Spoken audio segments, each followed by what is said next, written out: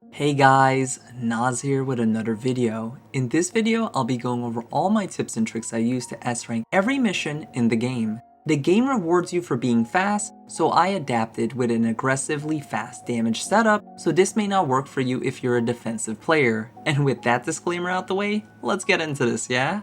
The best way to increase your score is by killing your enemy before they can do anything, and the Art Ambrosia item lets us do just that. This permanently increases your art by 1. I didn't know it was a permanent buff until chapter 7, so don't make this mistake like I did. With that, you'll want to do all the side quests you saw on screen and use these items right away. Actually wait, you want to finish the mission so these don't count towards your item usage, then use it when you're in Valhalla.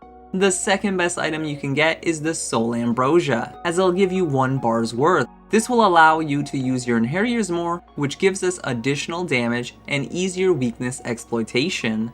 I don't personally value the regular Ambrosia as it doesn't do anything for our damage, so get them whenever you feel fit. When leveling up Valkyrie, you'll want to prioritize her support skill tree, as these have nodes that'll further increase our art and soul limit. Now that we've gone over how to increase our resource for damage, let's go over our attack skill tree, as this has some good skills to further increase our points we earn. Range attack acts as a gap closer while guarding the whole time until we hit the enemy. I use this to safely travel the battlefield to limit how much damage I take while keeping up the offense. Chain attack is the second skill we'll unlock in the attack tree. This attack is surprisingly good as it counts as 4 hits towards your hit count while staggering your enemy for a free opening to continue your assault.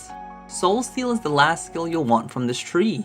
It drops souls so you can replenish your soul gauge so you could summon more inheritors. If you juggle this properly when an enemy is low, then you'll have infinite soul gauge.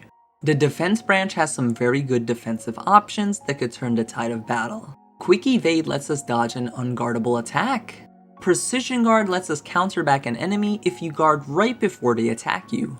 Reversal allows you to attack an enemy if you guard an attack. Parry functions just like Precision Guard, but it'll also reflect back any projectiles.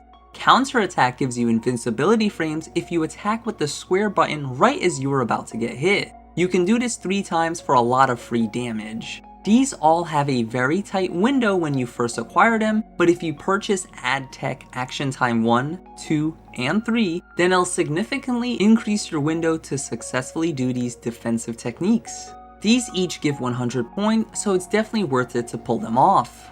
Now that our skill tree is set up, let's go over the Collection tab, as this has invaluable information. Not only does it have all enemies' elemental weakness, but did you know each enemy is also weak to a specific weapon? That means you can exploit 2 weakness per enemy for a very quick kill. Make sure you're swapping your arts and weapon for each mission to easily kill your enemies so you decrease your enemy's window to damage you.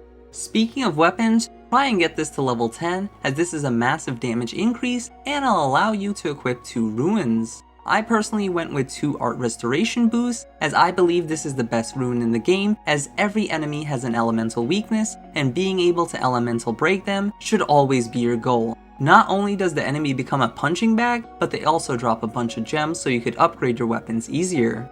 If an enemy is weak to lightning, ice, light, or fire, then make sure the corresponding inheritor is out, as this will add an additional effect to those arts, which significantly fills the elemental gauge. If an enemy doesn't have a weakness, then just summon your strongest inheritor, as they're free damage and they sometimes draw the enemy's attention.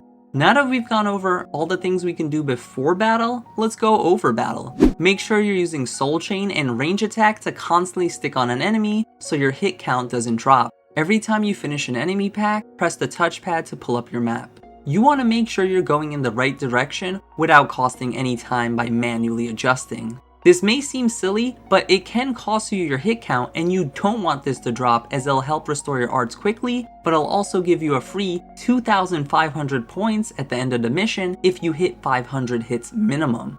And with that, I give you all my tips and tricks I use to S-rank all the missions in the game on hard mode. Don't forget, if this video brought value to you, please leave a like and consider subscribing to see more, as I play a wide array of RPG games and I break them down just like this. Until the next video, I'll see ya.